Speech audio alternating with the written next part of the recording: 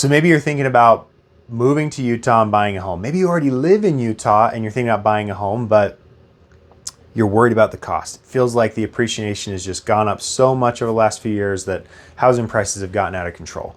Before you decide to just uproot your family and move to Texas, I think it'd be good to consider what the overall cost of living is. Because, of course, when we think about cost of living, our cost of homeownership is included in that number. But certainly so are other things like utilities and taxes and groceries. So let's evaluate where Utah compares to the rest of the nation.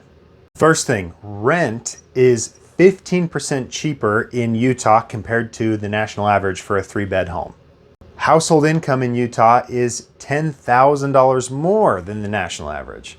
Utilities are 22% lower in Utah than the national average. Groceries cost 2% less, and healthcare is 7% lower than the national average.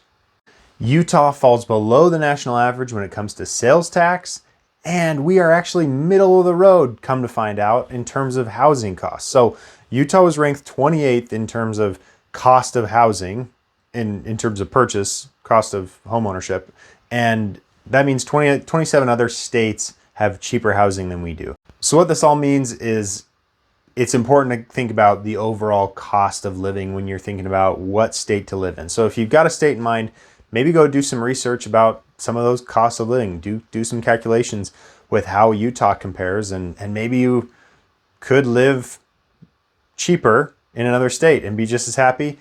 Maybe Utah isn't that bad after all, and maybe Utah's even lower than you thought. So anyway, if you've got questions about this, I'd be happy to go a little deeper. Feel free to reach out. Hope to talk to you soon.